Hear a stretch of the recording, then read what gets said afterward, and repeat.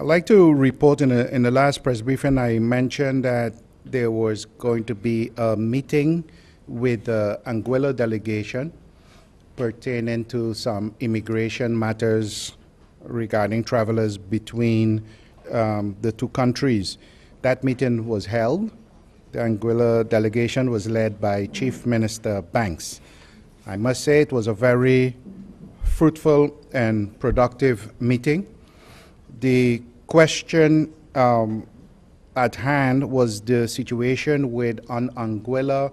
There are many residents of Anguilla or folks with belonger status who travel abroad and who use or the Juliana Airport or the Anguilla Dock as a point of entry to St. Martin as a transit situation.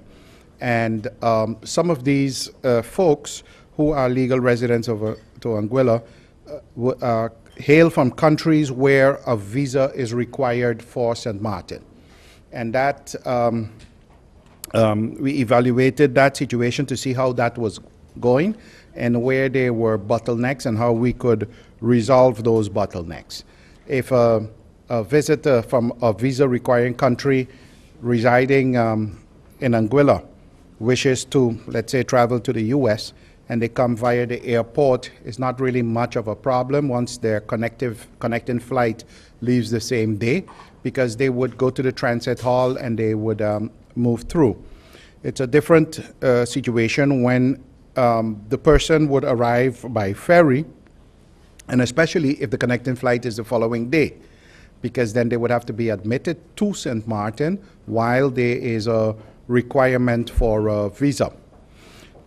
At the meeting was also present officials from the Department of Foreign Relations of the St. Martin government, and it was explained that especially because some of these problems, there is a visa that is referred to called the Caribbean Carpet Visa, which is has a simpler process of requesting and is given within a relative short period of time, and how this visa, having this visa, can resolve a lot of those problems.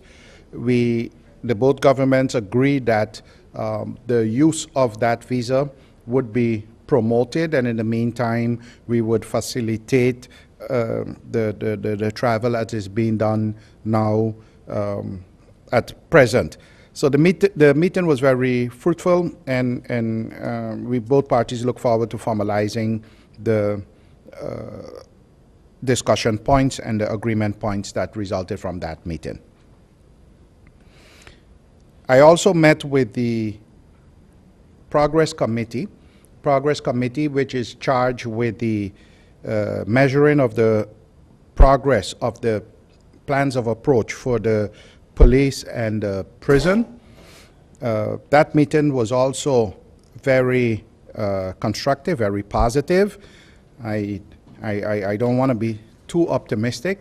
Last time I said that I was cautiously optimistic, and they said that it was minder slecht. It was not as bad as before. So it's just how you look at it. But I think this time the Progress Committee has indicated that the progress in both areas, especially by the police, is very noticeable, and that we are on the right track.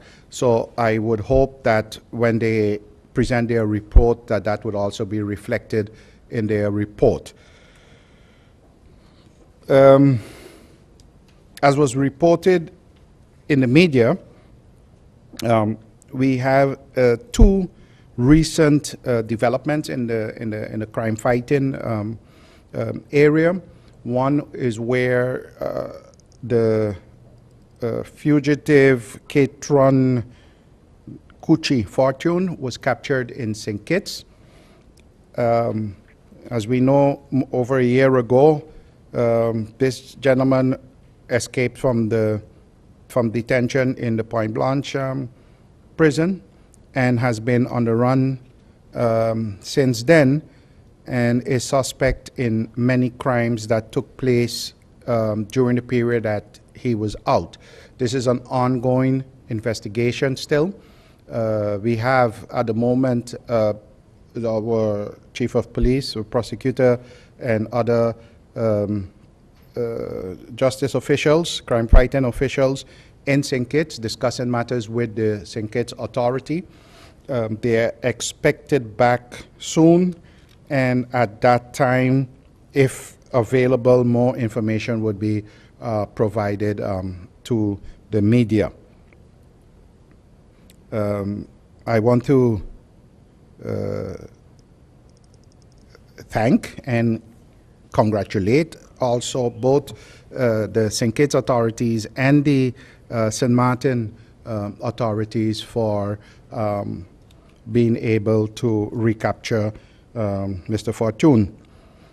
It also shows that the cooperation between the countries in the region, how important that is, especially in our area, the connection with the French, with Anguilla, with St. Kitts, with the Best Islands and Antigua.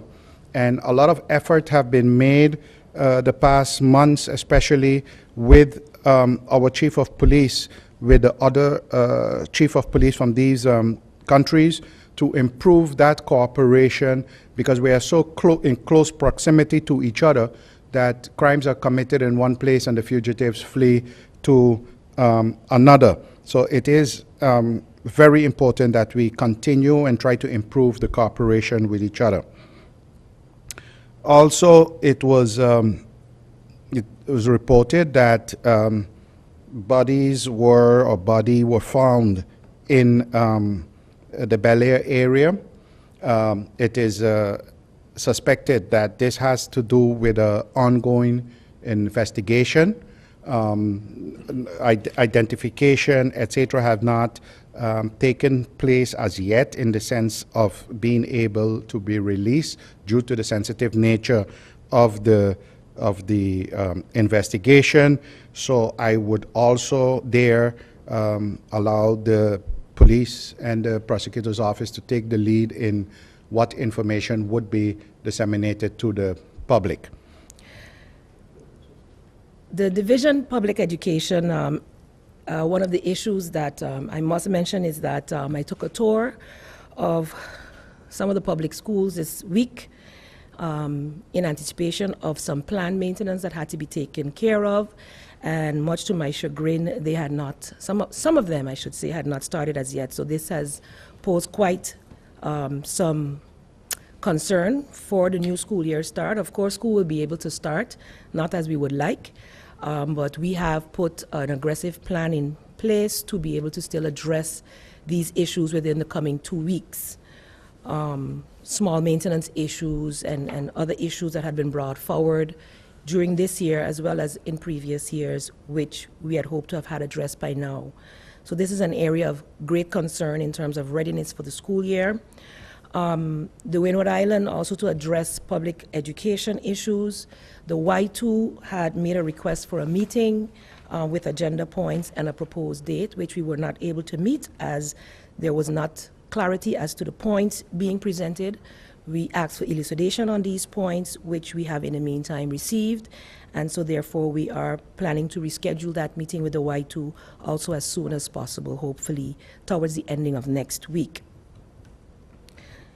In news from the sports department, in our continued efforts to support our athletes and their development, the Department of Sport has made provisions for Ms. Nicole Arato, who is due to participate as a triathlete in the Ironman 70.3 World Championships to travel to Tennessee during the early part of September. Several teams are also abroad during this time, and we have had the group which is part of the young athletes preparing for the Barranquilla Games went to both Curacao and the Dominican Republic for extra trainings as well. In 2017, Ms. Arato participated in many local and international races, excuse me, all of which she has been on the podium for, and as a result of her performances, she's currently ranked top female in the world for Ironman 70.3. between the age group of 25 to 29. So we are very, very proud of Miss Irato, and as she will become not only competing in these championships in September, but also in 2018 in the Caribbean and Central American Games in Barranquilla as well, in Colombia, representing St. Martin. So if she does well in the interim competitions, this will potentially allow her to qualify for the 2019 Pan American Games in Lima, Peru, as well as the 2020 Olympic Games in Japan. So we are totally 100% in support of Ms. Irato to assist her in being able to meet the requirements, and wish her much success in the upcoming World Championships. A reminder from the Student Support Services Division that the Caribbean Wellbeing Conference will kick off this weekend from August 6th to 8th at the USM. Ceremony starting on the 6th at the Bel Air Community Center with a cocktail reception. The keynote speaker, Dr. Hickswell Douglas, and on August 7th continues with the free parenting sessions, as I expounded on last week, and an introductory workshop in mindfulness, parenting with mindfulness. For more information, the general public is asked to contact Mrs. Olga Mussington's service or Ms. Tamara Groeneveld at the Student Support Services Division, 543-1235. This promises to be a very, very interesting and I believe helpful workshop in terms of preparing for the new school year. Sorry, my apologies. Ms. Celine Mayeko Cokley from the Youth Department, an active member of the HIV/AIDS Foundation Youth Wing Chapter and student of the Learning Unlimited School, was selected by the Department of Youth Affairs and Social Development to represent St. Martin at the United Nations side event on teenage pregnancy in New York, recently held. This was a high-level roundtable discussion on preventing teenage pregnancy and was organized by the governments of the Netherlands, Ethiopia, Kenya, St. Martin, and various non-governmental organizations that are collaborating on a global level to bring awareness and attention to this issue faced by the youth. From all intents and purposes and reports coming back, this young lady has done an extremely good job. She was one of the youngest representatives, and our Prime Minister was also in attendance during those sessions and also lauded the abilities of this young lady in representing St. Martin. And we're hoping that the information will be brought back to the Youth Department to be incorporated in our efforts to combat and minimize teenage pregnancy on our island. Thank you very much, Ms. Celine Mayeko Cokley.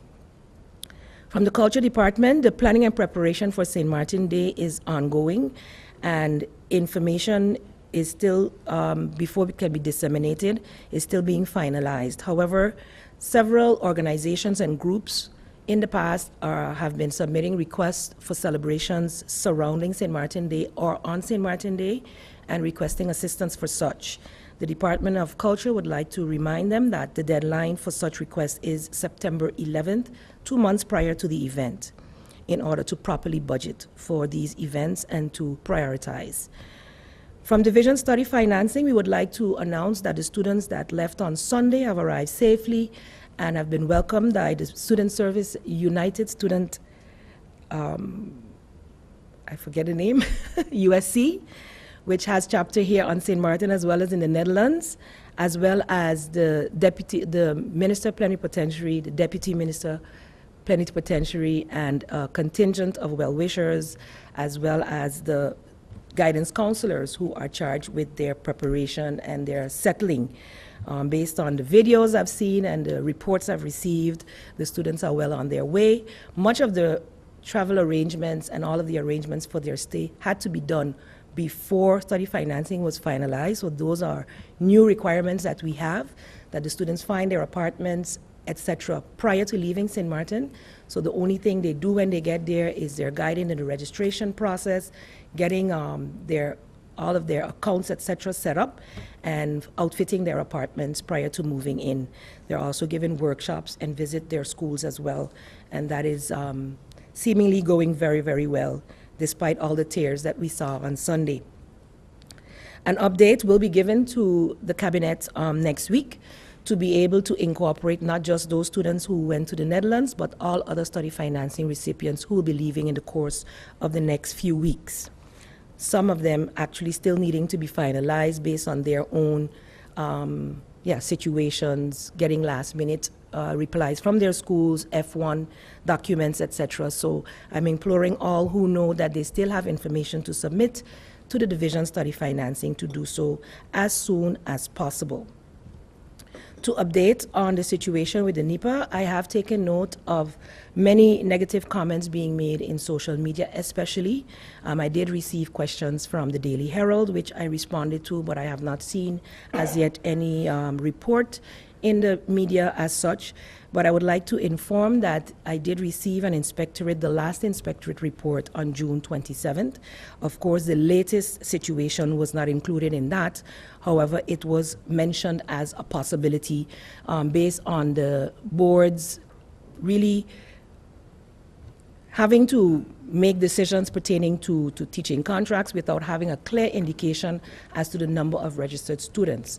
Many do not understand how the programs run at the SBO school, and some are 1-year and 2-year courses. So it would be very financially, not good business to hire someone when you only have 1 student or 2 students for a full-time period, which appeared to have been the case in a couple of cases for this year already, where the inspectorate even indicated to the board that their carrying capacity for teachers was more than the number of students registered. One of the recommendations that had been made was an increased marketing program, which we have seen, and of course the fruits of that have not been completed as yet.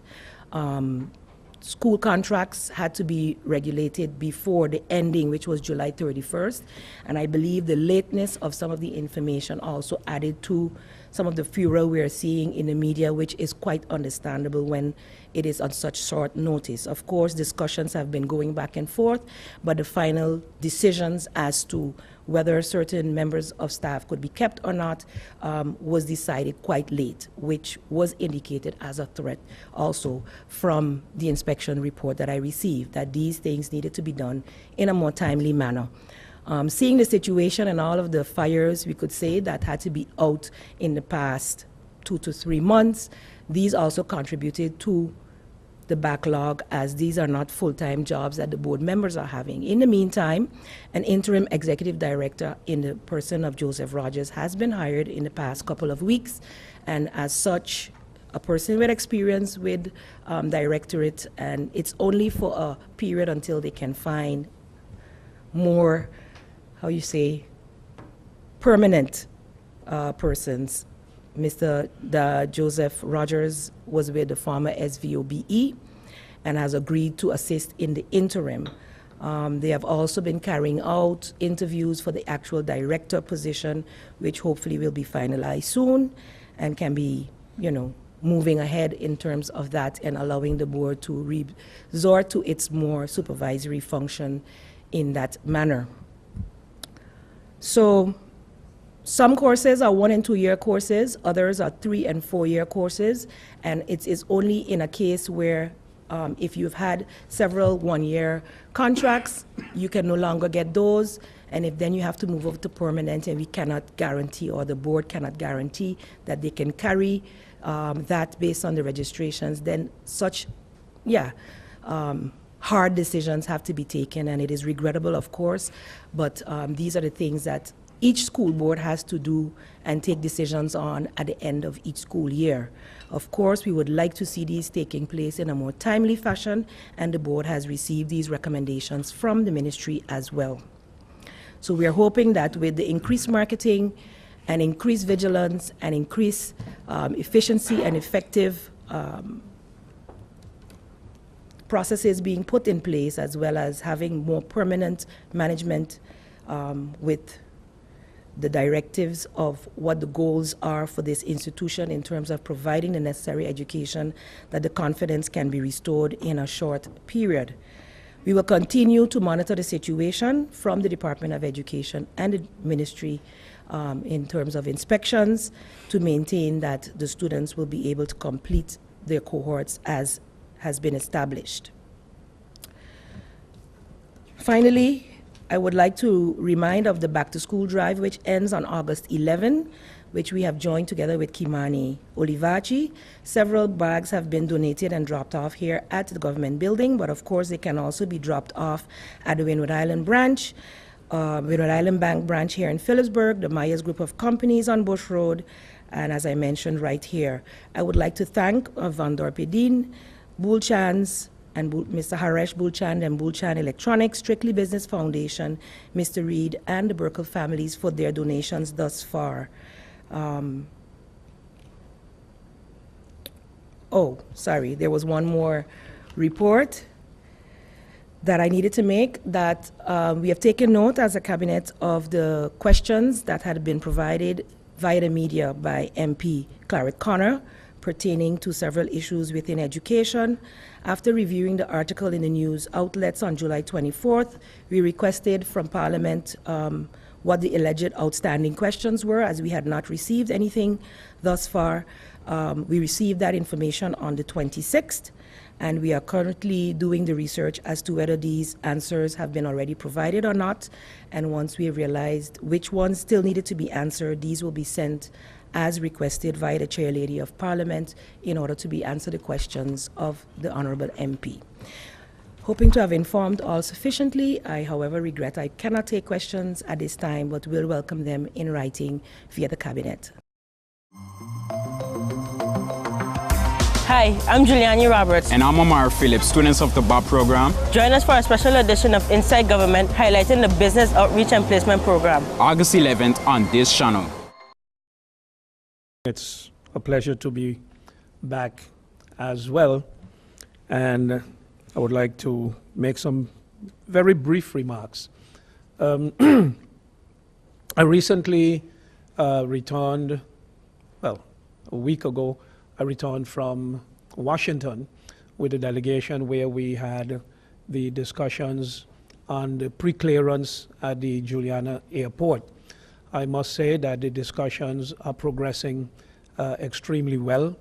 We have, with the exception of one or two issues, reached agreement on the preliminary agreement between St. Martin and the U.S. government.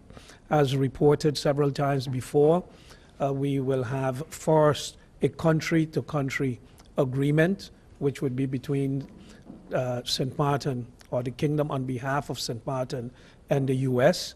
And following that, we will have then the agreement between the U.S. and the airport for the execution of pre-clearance at the airport. The airport was also part of the delegation in the first meeting. After arriving in Washington, the discussion focused on the cost to the airport. The airport would build a new facility. There's also cost in terms of housing the personnel. That discussion went well also between them and the airport. And we believe that with one, maximum two more meetings, we will be able to forward the final agreement on to the Kingdom government for their approval, after which we will be able to sign off on that agreement. It is a major step forward, and we are sort of the envy of the region that we have been able to secure this. And I just got back as well from the NABHOOD conference in Miami. That is the conference hosted by the National Association of Black Hotel Owners and Operators. There too, one of the centerpieces of several discussions, one-on-one discussions that we've been having with several people and hoteliers was the realization of pre-clearance, because that will afford people who visit St. Martin to clear immigration and customs, and then would have a seamless connection when they arrive at a U.S. destination. Right now, we have a congestion at the airport because all major U.S. carriers would have to leave around the same peak time in order to be back in Atlanta or in New York or in Miami, wherever they're going, in order for their passengers to be able to make a timely connection to their final destination. Now, however, you would be able to clear, once this starts, clear immigration and customs in St. Martin. And when you land in Miami, you will no longer land where the other airplanes land, or at least you don't have to go through the same clearance as they do, because you would have already cleared U.S. immigration and customs in St. Martin. One of the things that I threw out when I made my presentation at the conference in Miami was to ask the NABHUDA organization to hold their next conference 2018 in St. Martin. A commitment had already been made to the Bahamas, so the next conference 2018 will be in the Bahamas. But what I was able to secure with Mr. Ingram, the CEO and founder of the organization, was that next year a conference will be held in St. Martin. That would be specifically an investment conference, a conference on investment opportunities in the Eastern Caribbean. So the attendees of this conference, which are several people with several business interests, but also hoteliers, hotel developers, owner of hotels, will be visiting or will be attending this conference, as well as governments and organizations from the region. And the focus now, rather than being on investment opportunities, let's say in the U.S. and hotel ownership in the U.S., it would be investment opportunities in St. Martin. I've met several interesting people who had a lot of interest in St. Martin. Unfortunately, one of the big issues on St. Martin is the availability of property. Government, unlike some of the regional destinations, government does not have any properties to offer investors, you know, that we say, well, here's 10 acres, here's 5 acres, here's 3 acres. If you want to put down a hotel, government will make this available to you.